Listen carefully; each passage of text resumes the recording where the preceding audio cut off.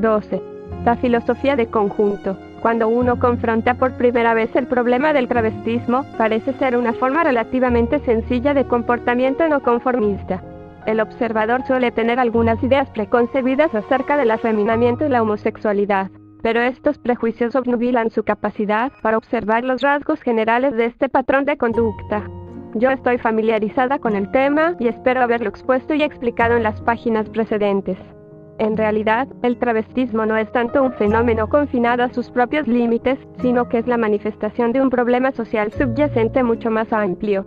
Todo individuo, macho o hembra, tiene la capacidad de ser malo, cruel, despiadado, agresivo, prepotente, intrépido o intensamente egoísta.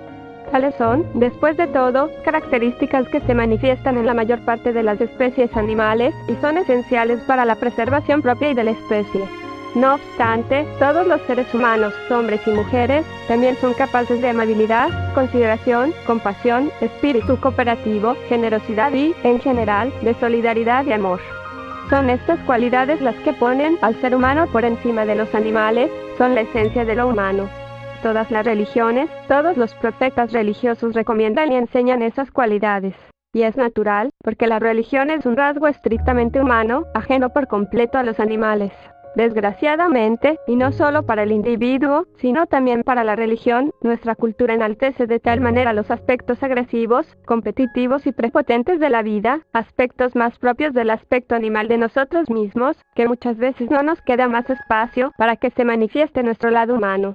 A partir de la época en que empezamos a vivir bajo un sistema patriarcal, es decir, dominado por el macho, el hombre asumió casi siempre la responsabilidad de satisfacer las necesidades de la familia. En una sociedad competitiva, solo es posible tener éxito y salir adelante por medio de métodos agresivos y competitivos. La consecuencia es que el hombre, en nuestra sociedad contemporánea, está forzado a expresar un alto grado de agresividad, cuya manifestación se ha equiparado con lo que se considera un grado adecuado de masculinidad. Una persona que no es suficientemente agresivo ni competitivo es considerado insuficientemente masculino. La célebre antropóloga Margaret Mead, quien estudió muchas sociedades primitivas, ha puesto énfasis en que muchas de las cualidades que, en nuestra cultura, se consideran como una parte inherente de la masculinidad, es decir, las cualidades del macho humano, en realidad no son intrínsecamente masculinas, sino solo cualidades que tiene que demostrar y aplicar el sexo dominante. Ha mostrado que, en las sociedades matriarcales en las que las mujeres constituyen el sector responsable del orden social y, por lo tanto, que tienen responsabilidades sociales semejantes a las de los hombres en nuestra cultura, eran ellas quienes se comportaban de manera agresiva, competitiva y decisiva, porque esa es la única forma en que una sociedad humana puede organizarse y funcionar. Estas características no son propias del hombre como tal, sino del sexo dominante, el cual, en nuestra cultura contemporánea, está asignado al varón. Es obvio, entonces, que esas características y habilidades en realidad pertenecen a los dos sexos y que se manifiestan en uno u otro sexo según los patrones culturales.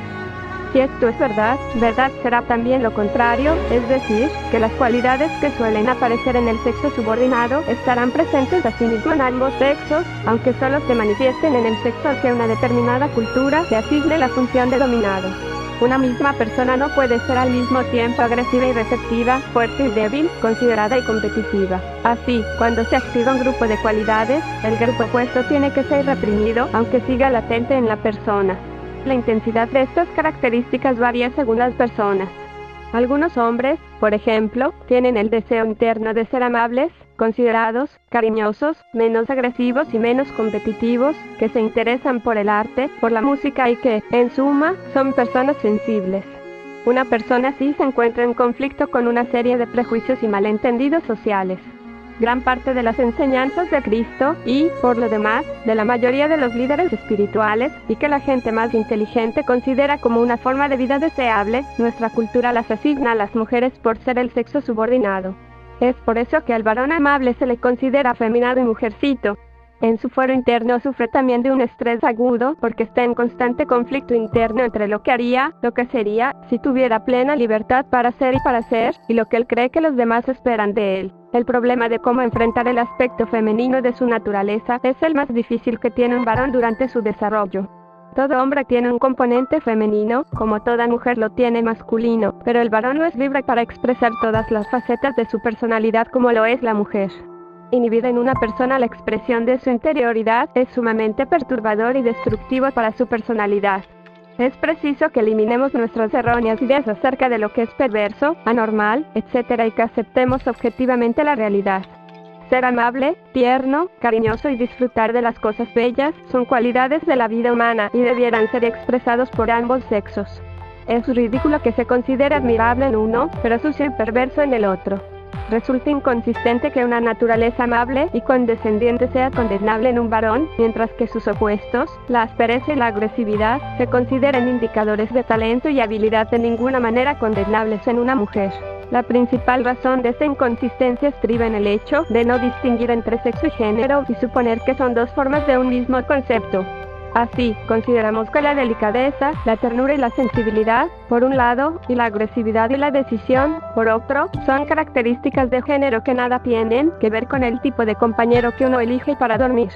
En el caso de una mujer, es aceptable que posea una personalidad agresiva y eficiente o que se manifieste científica o intelectualmente dotada, sin que ello implique merma de su femineidad ni de su condición heterosexual normales.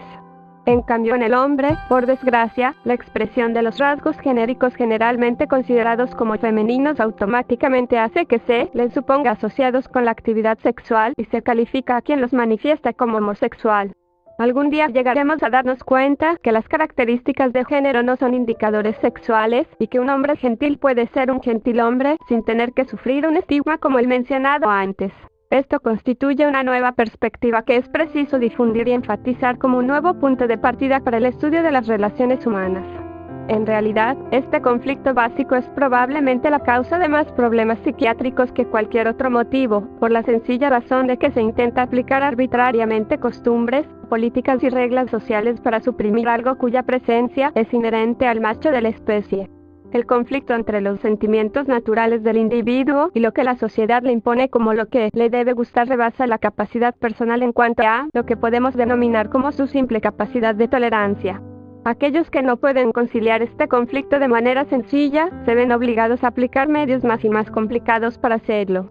Esta es una de las raíces de la homosexualidad, una de las raíces del alcoholismo, de la adicción a las drogas, de los síntomas de neurosis, de padecimientos psicosomáticos, etc. Objetivamente hablando, el travestista, es decir, la persona transgenérica, está confrontando el problema de la manera más inteligente posible. En efecto, el travesti parece decirse, muy bien, yo reconozco que tengo características femeninas y que mis rasgos femeninos necesitan ser expresados. Y la única forma en que puedo expresarlos cómodamente es con el mismo atuendo, con la misma conducta y entorno social con el que las mujeres lo hacen porque son esas precisamente las condiciones apropiadas para expresar ese mundo. Exactamente de la misma forma, una mujer deseosa de expresar la fuerza, la agresividad, la competitividad, etc. del componente masculino de su personalidad, busca un empleo que requiera de dichas características y en el que el atuendo masculino sea el apropiado para el trabajo. Y ella puede expresarse así sin por ello despertar excesiva curiosidad ni condenación por parte de la sociedad. Un transgenérico, al estar discutiendo el problema de comunicar a la esposa la afición al travestismo, declaró que él se había casado 2 veces. La causa de su primer divorcio había sido el travestismo. Prosiguió poniendo énfasis en que el gran problema que se planteaba con respecto a abrirse a la esposa, además de encontrar la forma más conveniente de hacerlo, estribaba en que daba lo mismo de qué manera se le comunicara la inclinación del marido por el travestismo, si la esposa era de por sí una persona emocionalmente inmadura o desadaptada, si ella tenía que resolver sus propios problemas emotivos, entonces se opondría. Una mujer en tales condiciones sería incapaz de aceptar el fenómeno de ninguna manera y su explosión se daría tarde o temprano. Este hombre destacó un punto muy importante. Las personas cuyas vidas están ya sometidas a una excesiva carga emocional y a las que se les agregan los problemas de sus cónyuges, hijos, parientes, etc., esas dificultades ajenas y complementarias pueden convertirse en la paja que le rompe el espinazo al burro. Por lo tanto, y puesto que estas líneas están destinadas a las esposas o familiares de travestis, es oportuno sugerirles la conveniencia de recapitular su propio inventario emocional para determinar si su falta de comprensión con respecto a este problema se debe o no, en alguna medida, a su propia carga de problemas emocionales más que al problema del travestismo propiamente dicho. Es oportuno cerrar esta exposición con algunas de las ideas expuestas por un psicólogo profesional a un grupo importante de transgenéricos y sus esposas durante una de nuestras reuniones de discusión. No es mi intención citarlo literalmente, sino destacar 3 de los puntos principales que él planteó. 1. Cualquier persona a quien se le impida hacer lo que se está destinado al conflicto. Cuando un individuo rechaza una parte de sí mismo, suprime, reprime y se niega a externar cualquier parte sustancial de su propio ser, está viviendo una mentira. ¿Por qué? Porque está inhibiendo la expresión de su verdadero ser total y simulando ser lo que no es, mostrando al mundo una apariencia que no es enteramente auténtica.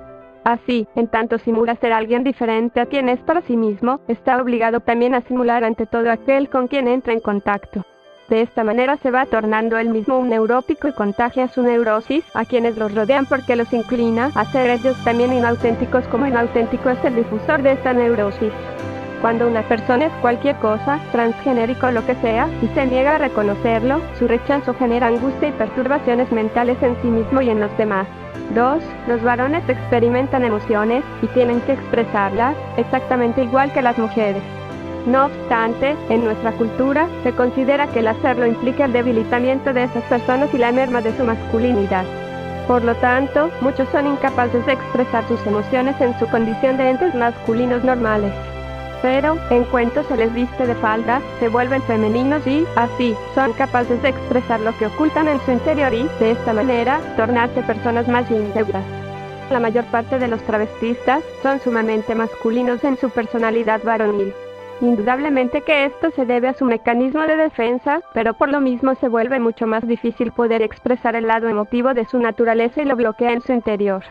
Si estas personas tienen la oportunidad de desbloquear sus impulsos, su calidad humana se verá incrementada. 3. La mayor parte de la gente no reconoce que es el aspecto emocional de una persona el que proporciona la energía, el empuje, la motivación para emprender toda actividad masculina, que ese es el lado emotivo el que hace que un hombre quiera hacer, construir, descubrir. Si un hombre no es entusiasta, inspirado, enamorado de lo que hace, no será mucho lo que consiga hacer. Por lo tanto, es el aspecto sentimental del hombre, su lado femenino, el que lo capacita para ser masculino en las actividades que emprende en su vida. Obnubilar o negar la calidez y la emotividad femenina que tiene en su fuero interno significa inhibir la total expresión de sus capacidades. Si, en cambio, se reconoce, se admite, se activa, se experimenta esa emotividad, femineidad, si se quiere, el hombre, como tal, será mejor, más pleno y más fuerte, en suma, un hombre más equilibrado. Frente a él aparecerá una vida más rica y más interesante, porque su ser total será reconocido y utilizado. Así pues, si el camino que conduce a esta forma más íntegra de expresión, a través de la identificación con lo femenino, libera el lado sentimental y emotivo del individuo que estaba bloqueado, es preferible emprenderlo que bloquearlo e impedir que el hombre goce de la oportunidad de expresarse plenamente. Piensen un minuto, ustedes, mujeres que están leyendo estas líneas, ¿no se sentirían muy inhibidas, disminuidas, frustradas y hasta esclavizadas si se les obligase a vivir toda su vida dentro de los muy estrechos márgenes de lo que la sociedad considera adecuado para la vida femenina? ¿Y saben qué? Sus abuelas así vivieron, pero lucharon cruentas batallas para emanciparse de ese yugo.